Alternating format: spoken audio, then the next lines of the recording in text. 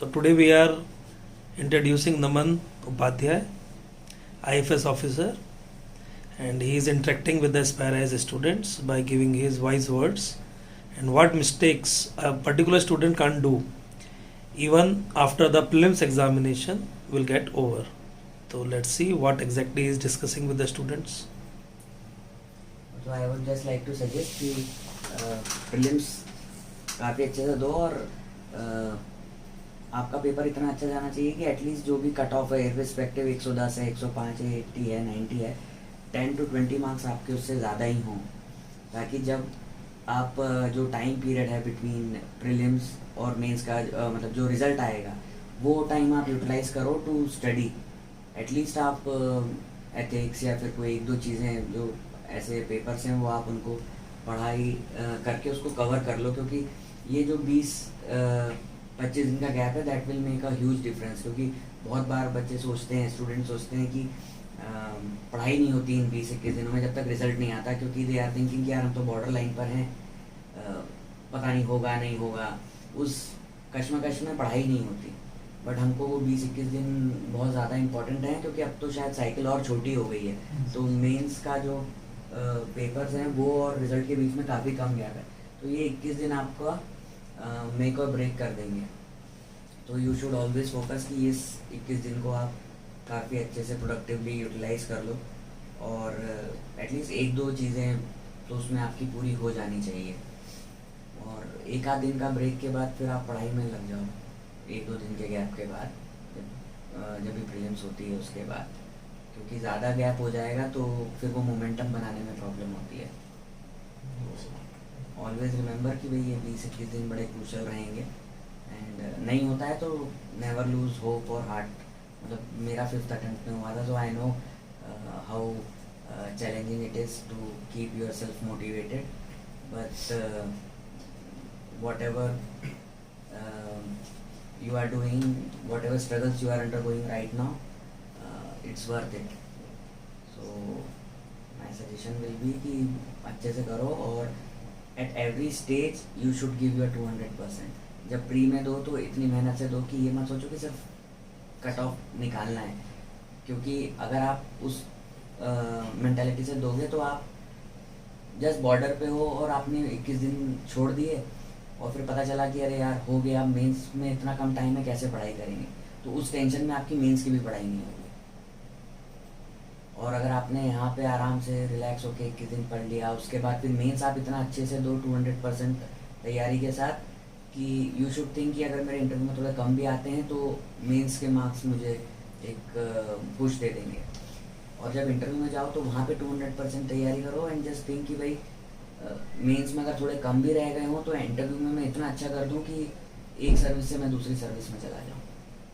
So at every stage you should have this kind of mindset, and more than anything else I must say this exam is about your mental strength and how you cope up with your stress, और because it's a marathon, तो आपको continuously पढ़ाई करनी पड़ेगी। So it's just like कि you have to struggle and slog hard for at least a year, but then it's worth it. Yeah, foreign services तो I just love it. मुझे तो काफ़ी अच्छा लगता है, क्योंकि the kind of exposure you get और जो आपकी personal growth होती है at a very young age and very early in your career, you learn many new things. Like for example, I was in France, I was handling press, information, culture, media.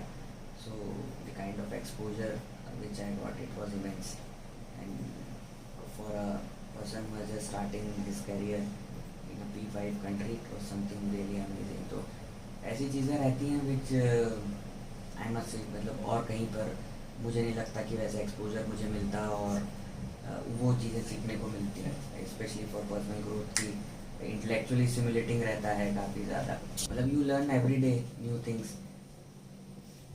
और काफ़ी diverse चीज़ें आप सीखते हो, मतलब starting from finance, environment, climate, तो and that too I was handling bilateral relations, तो कभी आप इंडिया फ्रांस के रिलेशन देखोगे and then India-France relations in the backdrop of the international scenario, in the backdrop of geopolitics, what are the challenges.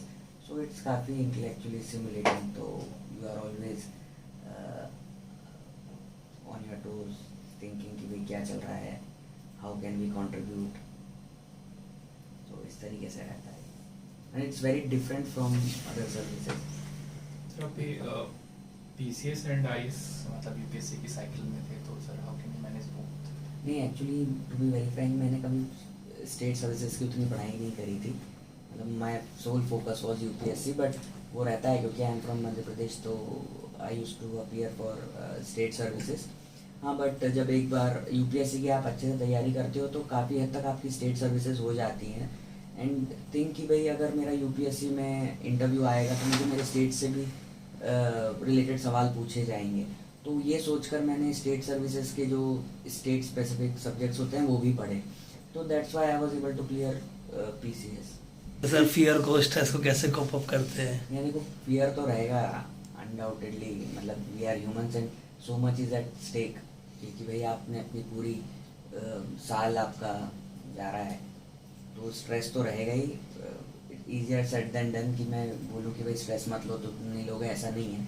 The thing is कि there should be some safety valve through which you can release your stress. आपको जो भी अच्छा लगता है, ऐसा नहीं है कि दिन में 24 घंटे आप पढ़ रहे हो, क्योंकि अटेंशन स्पैन भी होता है. एक पॉइंट के बाद आपकी किताब खुली रहेगी but there is no point, क्योंकि कुछ जाएगा ही नहीं. तो ठीक है, आपने पंचायत के एक सीज़न का एक एपिसोड देख लिया, आधा एक घंटा, थोड़ा सा रिलैक्स हो गए, घर पे बात कर ली, तो आई थिंक उससे काफ़ी ज़्यादा स्ट्रेस रिलीज होता है. मतलब इसको, मतलब you should enjoy the process. ऐसा नहीं है, I know it's very tough to enjoy journey of civil services, but still अगर तुम उसको एंजॉय करोगे और सोचोगे कि अच्छा हाँ, थोड़ा सा इंटरेस्ट लगा के पढ़ो कि अच्छा आज क्या है, try to interrelate, connect कि इसके क्या रिप्लिकेशंस हो सकते हैं, क्या इम्प्लीकेशंस होंगे. मतलब थोड़ा सा उसको प्रैक्टिकल एस्पेक्ट के साथ पढ़ोगे तो थोड़ा सा इंटरेस्टिंग लगेगा. और just to release your stress, घर पे बात कर ली, अपने पेरेंट्स से कुछ टीवी में देख लिया, and this is not the end of the road. मतलब just at the back of your mind you should think कि भाई it's good, you are struggling, आप इस एग्ज़ाम की तैयारी कर रहे हो, but always keep in your mind कि अगर नहीं होता है तो भी this is not the end of your life, end of your journey.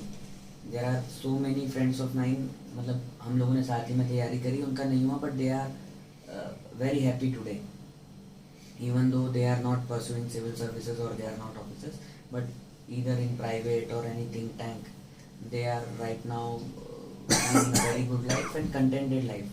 Good means contented and satisfied life. तो ये सोच के दो कि भाई इट्स एन एग्ज़ाम, होता है तो बहुत अच्छा, नहीं होता है तो और भी अच्छा, क्योंकि हो सकता है भगवान ने आपके लिए इससे बेटर कुछ सोच के रखा होगा. तो जस्ट कीप दैट थिंग. अगर ये आप ये सोच के रखोगे ना कि ठीक है यार एग्ज़ाम है, हुआ तो ठीक है, नहीं हुआ तो कोई नहीं, दुख होगा 2 दिन 3 दिन 4 दिन 1 हफ्ता, इट्स अ ट्रांजिशन फेज. उसके बाद फिर आप दूसरी चीज़ में मन लग जाएगा. तो मेहनत करो, बट उसका स्ट्रेस इस तरीके से मत लो कि बार यही सब कुछ है, ये नहीं मिली तो फिर कुछ नहीं होगा, मुझे नौकरी नहीं मिलेगी, ये आई कैन नॉट अर्न, ये वो. ऐसा कुछ नहीं है, काफ़ी सारे आपके ऑप्शंस खुले रहते हैं. तो ये सोच के आप दो कि भाई ये एक एग्ज़ाम है, मुझे देनी है, होता है तो अच्छा है, नहीं होता है तो it's okay, I will again try. Sir आपने 5th अटेम्प्ट में किया, like after every attempt how do you identify your mistakes? Most of the time hide for it fail ऐसे थे, मतलब नहीं देखो, अगर आप पता नहीं चलता मोस्ट ऑफ द टाइम क्या नहीं, क्या अगर आप जेन्युइनली मतलब I used to meditate for some time early morning. I am early riser, so around 5:30 I used to wake up, exercise करके, थोड़ा मेडिटेट करके, then but this is with me कि जब आप अंदर खुद से पूछोगे ना तो आप झूठ नहीं बोल पाओगे. आपको पता रहेगा कि यार मैंने क्या गलती की है. फॉर एग्जांपल, इन केस अगर प्रीलिम्स नहीं होता तो आप दूसरों को भले बोलोगे यार 1 मार्क से रह गया, बट अंदर यू नो कि भाई 1 से नहीं रहा है कम से कम 10-12 नंबर का फर्क था. तो वो रिश्तेदार को बोलने के लिए ठीक है कि भाई 1 नंबर से रह गया, but at the end of the day you know कि भाई कितने से रहा है. सिमिलरली इन द मेंस, आपने 20 क्वेश्चन अटेम्प्ट कर दिए, आप बोलोगे यार मैंने 20 क्वेश्चन अटेम्प्ट कर दिए फिर भी मेरे 100 ही नंबर आए, बट अंदर से आपको पता होगा कि भाई जो आपने क्वेश्चंस अटेम्प्ट किए हैं उसके अंदर जो क्रक्स था या जो कंटेंट था वो सिर्फ 5 लाइन का था, उसके बाद आपने सिर्फ ब्लफ मारा है। तो every with same was the case with me. Her attempt के बाद आई रियलाइज कि भाई प्रीलिम्स में मेरी कहाँ गड़बड़ हो रही है, मेंस में आई न्यू कि भाई मेरी स्पीड बहुत स्लो है, I am not able to complete the paper. तो then I have to increase my speed, तो आंसर राइटिंग की प्रैक्टिस करनी पड़ेगी। उसके बाद जब प्रीलिम्स मेंस निकला, इंटरव्यू में रुक गया, सो देन आई रियलाइज कि भाई कहाँ पर गलती थी, because I did not prepared well for the interview in the sense, मतलब इट्स अ पर्सनैलिटी टेस्ट कि भाई आपने कौन कौन सी चीज़ें आपके डेप में भरी हैं उनके बारे में जब तक आपको खुद को ही आप कन्विंस नहीं कर सकते कि हाँ ये मैं ये भर रहा हूँ, ये चीज़ ठीक है, ये चीज़ गलत है, तब तक आप सामने वाले को कन्विंस नहीं कर सकते। तो इस तरीके से मतलब nobody else can tell you कि भाई तुम कहाँ पे स्ट्रांग हो, तुम कहाँ पे वीक हो। यू योरसेल्फ विल नो कि यार मेरा IR स्ट्रांग है, मेरा ज्योग्राफी स्ट्रांग है, इकोनॉमिक्स मेरा बहुत वीक है, मुझे नहीं आता उसमें समझ में, CRR बढ़ रहा है तो क्या होगा, ठीक है। तो you all know your strong areas and weak areas. The only thing is कि you should just at least for 15-20 minutes think about yourself, immerse and think कि भाई what are your weak portions, what are your strong areas, क्योंकि तुम दुनिया जहाँ से झूठ बोल सकते हो अपने आप से तो नहीं बोल सकते। This I have realized कि तुम दूसरों को बोल दोगे या रिश्तेदारों को बोल दोगे कि भाई 2 नंबर से रह गया, अगर पता है ये वाला क्वेश्चन सिली मिस्टेक कर दी मैंने, अगर ये होता तो मैं आज मेंस लिख देता। तो उनके लिए तो ठीक है, बट जब आप अकेले में अपने से बात करोगे तो यू विल नो कि भाई मेरे कम से कम 6 क्वेश्चंस गलत थे। पॉलिटी में लक्ष्मीकांत 3 बार पढ़ने के बाद भी ये क्वेश्चन मैंने गलत किया है, मतलब मैं इसमें वीक हूँ, तो मुझे थोड़ी अंडरस्टैंडिंग डेवलप करनी पड़ेगी।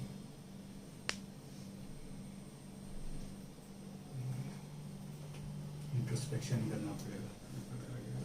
उसके अलावा तो देयर इज नो वे, क्योंकि सर भी या और कोई भी आपको फिर बता सकता है, बट अल्टीमेटली इट्स यू कि कहाँ पे गड़बड़ है या कौन सी चीज़ समझ में आई है, कौन सी चीज़ नहीं आई है। बट वो उसको इतना ज़्यादा अपने अंदर वो कर लेना चाहिए कि चीज़ें it should be effortless. Mains में भी जो अगर आपकी थॉट की क्लैरिटी कितनी है वो आपकी मेंस के पेपर देख के समझ में आ जाएगा कि कितनी जगह आपने काटा है, नहीं काटा है, स्ट्राइक आउट किया है। अगर आपके थॉट प्रोसेस में, आपके कंसेप्ट्स में क्लैरिटी होगी तो it will reflect in your paper in mains, और वो thought clarity that will reflect during your personality test, during interview.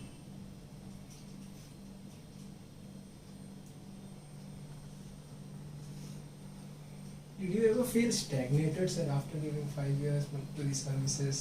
जब नहीं होता था तो? नहीं, उतना तो नहीं, क्योंकि in every attempt I tried कि मतलब पिछली बार से क्या थोड़ा सा ठीक करें कि सिलेक्शन हो जाए। तो वो कोशिश तो पूरी करी कि भाई पिछली बार अगर आप मतलब आपने एक बार रिवीजन किया है तो नेक्स्ट टाइम आप 2 या 3 बार करते हो, तो देन यू रियलाइज़ कि अच्छा हाँ भाई कहाँ पर गड़बड़ हुई थी, तो वो स्टैग्नेशन का फीलिंग नहीं आती। हाँ, डेफिनेटली एग्ज़ाम के जस्ट पहले ये फीलिंग आती है कि यार साल भर पहले मैंने जो पढ़ा था आज भी मैं वही हूँ, कोई बहुत ज़्यादा अंतर आया नहीं है। तो डेफिनेटली ड्रास्टिक कोई डिफरेंस नहीं आएगा, बट स्टिल क्या होगा कि that will reflect when you right your answers, क्योंकि वो पुरानी नॉलेज वेस्ट नहीं गई है, सो वो उसके ऊपर ही बिल्डअप होगा, तो थोड़ी सी क्लैरिटी और आ जाएगी। So definitely you will have that kind of feeling कि यार साल भर पहले मैं जैसा था अभी भी वैसे ही हूँ, कोई बहुत ज़्यादा अंतर नहीं हुआ just before the exam. But जब आप एक्चुअली में एग्ज़ाम लिखने जाओगे देन यू विल रियलाइज़ कि अच्छा मैंने ये पढ़ा था, ये हो गया है। So then you will slowly realise कि वो आपकी जो नॉलेज बेस है वो इंक्रीमेंटली बढ़ा है, हॉरिजॉन्टली भी और वर्टिकली भी।